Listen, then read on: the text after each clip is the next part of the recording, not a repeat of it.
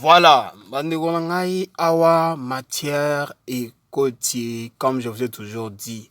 Bandeko na ngai matière ekoti Ferregola apesi bandeko na ye force. Soki nalobi bandeko na ye eza ba coéquipier na ye ya musala. Biso nyonso tu toyebi ke Ferregola azalaka artiste musicien. Chanteur, compositeur, pourquoi pas, parce qu'il chante. Comme Abanzembo nae, abeta pe ba instrumental, tout le monde a ba instrument plutôt. Na ba guitare. Donc c'est un artiste complet vraiment. Avec une belle voix.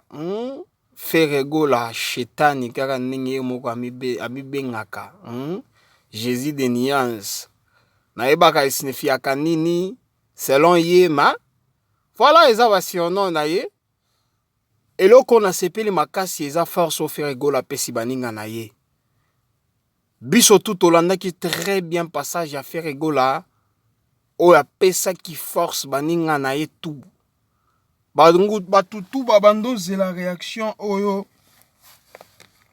Ndenga ko réagir pour un concert, il y a coéquipier naye, yandeko naye Fally Ipupa. Bato ebele bamonaki babando bulaki ke ako ignorer eloko wana ako ignorer kopesa force à Fally Ipupa concernant concert au Azanango le 2 na le 3 mai 2026 na Stade de France. Donc c'est dans quelques jours.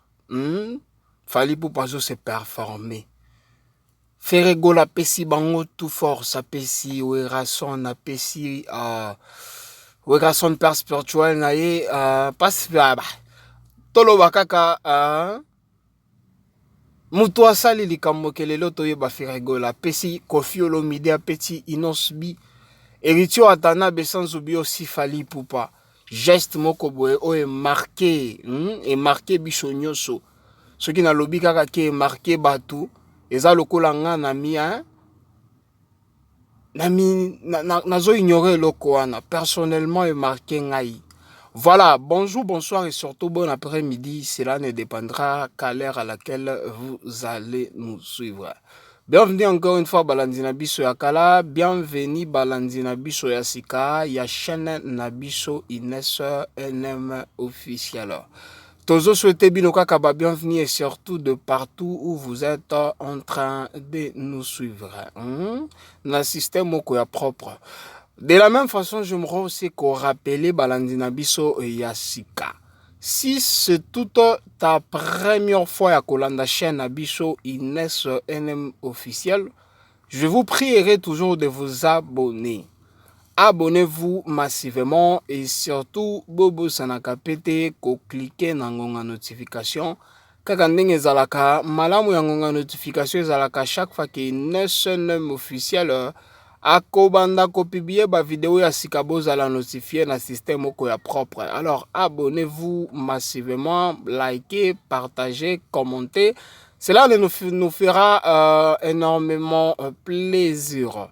Voilà, bandeko nanga toko tato continue pinza na mozindo na biso ya lelo na dossier na biso ya lelo ya Ferregola o apesa ki force baninga na ye concernant ba concert au bazan na bango. Biso tout doit très bien. Moi je vous avais déjà prévenu depuis le 1er janvier c'est 2026. Na ebisa ki bino ke ane oyo ekoyinda nga nazomona vision. Nazomona bana mboka bana mai bako réchauffer biso makasi et voilà les résultats. Moto azola la azate ba artiste nyonso baza debout na kotia ba date ya ba performance au baza nango bako se performer. So tolobi ko se performer za na ba baso batie ba concert ya ba stade ya ba salle eza penza victoire na côté na biso, Congolais, c'est le Congo qui gagne. Comme je vous ai toujours dit. Voilà. Bande konanga Ferregola aleka ki passage na ye na émission. Apesa ki baninga na ye nyonso force. Bao batie ba concert na bango. Bango tout. Atanga ki combo par combo. date sur date na place oyo eloko kosalema. Et ça geste moko ya malamu personnellement bandeko na ngai.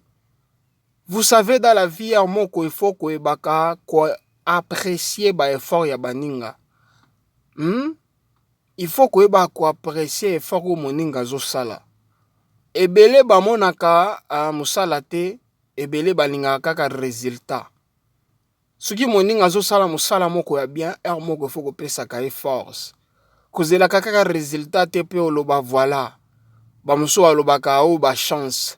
Mususu akozala mwa muke reconnaissant non de bravo.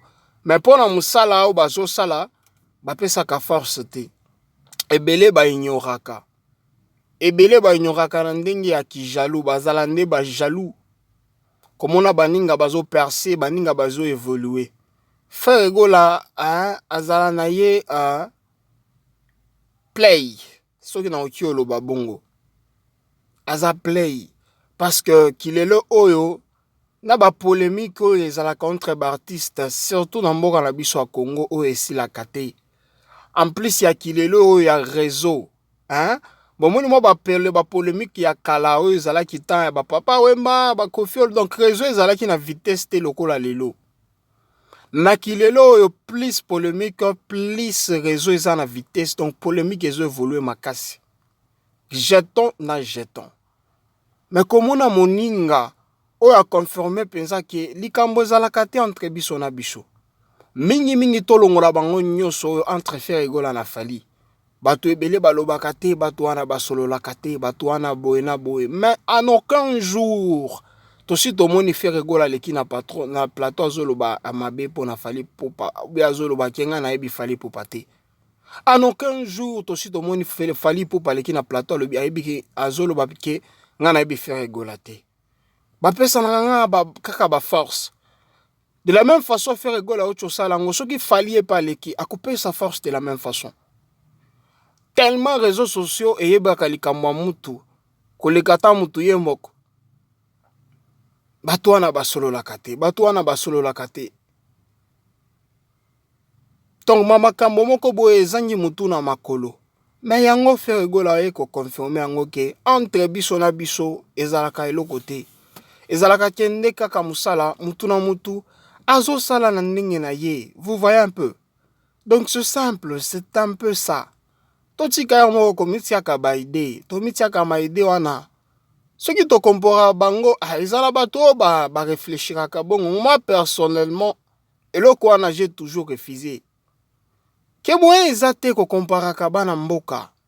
Bango tu bazo sala fierté ya mboka na biso. To comparer bango na ba artiste ya ma pays mususu. Pas entre biso na biso, ça n'a pas de sens bandeko na ngai. Parce que tout un chacun a sa façon na ye azo évoluer na ndenge nini. Azo kumba carrière na ye musicalement. Alors moyen ya comparer bango na yebite soki ko uta wapi. Moi je vous ai toujours dit yo ya ko comparer ka ba artiste mboka na biso. Eza ya ko pesa bango force. Kaka ndenge basi batie ba date na bango. Kaka ndenge basi batie ba date ba concert ya Gaillard ko salema ya Luengete. Eza ya ko pesa bango force. Au lieu ko lekisa ta na internet ko finga ko chola ko comparer ekte série. Eza temps ko pesa bango force, ko lakisa bango amour wana ke tolingi bino makasi. Tolingi ke biloko bozan nango en préparation et les très bien. Prenons par exemple le concert au Koffi Olomide Azanango, il y a le 12 juillet. Stade wana Roi Bodo eza stade à Luengete. 50 000 places baza ebele. Au lieu ko compare ko ebi ko décourage Koffi Olomide no ya mokolo wana. Est-ce que bino nde boza na nzoto ya Koffi, bino nde boza na énergie ya Koffi po baboya awa ko ebisa ke ya mokolo wana ya mokolo. Ole ko pesa e force que tu peux faire ça. Zala concentré ko leka bien, mais biso ba congolais to préféra canabiso ko comparer. To préféra canabiso ko loba tu n'importe quoi. Bandeko na ngai. mon économie tout naka congolais au juste alingaka nini. Nga la comprendre kate. Kota la concert au Fally Ipupa nango. Maman na concert. 80 000 places Stade de France et puis 2 jours. 2 jours. Je le répète encore 2 jours. 80 plus 80 égale combien? 160 000 personnes ont accosé performer devant 160 000 personnes. Nani oyo asala yango na mboka na biso? Congolais d'origine penza bandi musique na Congo, reconnu comme artiste congolais. Asali eloko wana. Mais tozo préféra tala album mo abimisi. Album moko boye to bando s'attendre. Bo bando s'attendre comme ndenge nini? En or. Congolais ayibaka ya moko te o eloko aluka. Congolais za lokola mwana, za lokola bébé. Bomoni bandeko na nga bébé pona ba baboti. Bébé akoki ozala aza wana azoyeba eloko azoluka. Te. Akozala wana telemi, akwei, akangi oyo, asibi oyo, aleli bazio, aleli donc azoyeba eloko azoluka te. C'est de la même façon si Congolais ayebaka eloko aluka te. Bato bolongo na biso soni na miziki. Mais biso tolingaka kutoya totia bango na ba miniature. To banda siko kofinga bango wana nde réflexion à Congolais. Prenons par exemple Nzembo kaka Fally Ipupa auti obimisa awa. Fally Ipupa auti kobimisa Nzembo na ye featuring yo ezali na album na X6 entre ye na Wizkid. Il faut au moins force au ba Nigérien ba pesa ki Nzembo wana. Or que mokolo Nzembo eza Fally Ipupa. Mais il faut mona ba Congolais za critique. Critique na critique ne réaction ba Congolais. Ah ba Nzembo nini wana. Ba Nzembo nini wana. Ceux qui Nzembo wana l'équipe depuis là 1 million de streams na ba Spotify, c'est grâce à ba Nigérians. Moi j'aime beaucoup ba peuple nigérien. Ndenge bazalaka na ba artiste na bango. Industrie musicale na bango. Ba label na bango. Ba évoluer ka lokola baza na Europe, mais c'est ici en Afrique. Bandeko na ngai moko to fongola miso entre ba Congolais. Ba artiste na ba artiste qui to landeli penza baza na problème te. Problème eza biso ba fan. Biso ba fan nde toza bien te. Ata muke makasi toza bien te. Toza na haine moko entre biso. Et puis biso nde tozalaka bato liboso. Soki okutani boye na artiste leader. Bana bali ete leader. Bwaka ta muke. Photo leader na kangata photo. Apesa mokongo ka boye. Amati na TikTok, you live. Afingi, mais yé mouto abando senga photo lobby. Ça, c'est un Congolais. En tout cas, faire rigola, coup de chapeau. Hein? Papa Hervé. Amoko alinga kobenga ye Papa Hervé. Papa Hervé, coup de chapeau. Hein? Les alaka bien boé. Biso tolinga ka unité. L'union fait la force. Biso tolingaka unité ou l'équipe na ba internet aux na ba parti prité. Donc bango tout pesi bango force. Ata moi ba malentendu ezalaka eza game, c'est tout à fait normal boza bato lokola bato nyonso. Ya moko koki ozala moi malentendu mo boye na boye boza bato. Personne n'est parfait ici sur la terre. Donc c'est tout à fait normal, mais geste wana est marqué. Et marqué biso makasi. Koyoka geste wana opesi baninga na bandeko na yo force aboy. En tout cas, coup de chapeau. Coup de chapeau penza makasi. De biloko bongo biso tolingaka komona. Ezala ba mususu o ba nakoloba excusez-moi moi soki bokozwa ngo mabe ba inconscient. Ba o penza bazala ba fan basalaka ki fanatisme, ki fanatique te mais ki fanatisme. Akoya ko critiquer faire rigoler na geste oyo. Mais pona biso tozalaka wana pona artiste te mais tozalaka wana pona la bonne musique. Tozalaka wana pona artiste na biso. Geste wana marqué biso.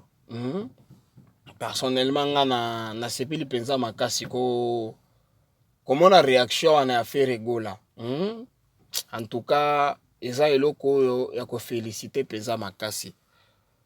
Parce que lelo oyo artiste belé ba komi kaka na kwa na te ona oyo ba solaka te. Soki aliki na internet akoloba kaka ya oyo soki ba tuni question ako esquiver question wana. Mais comme on a lokola ba grand artiste ko lokola ba faire egola wana ba leki na ba internet azana parti pour te.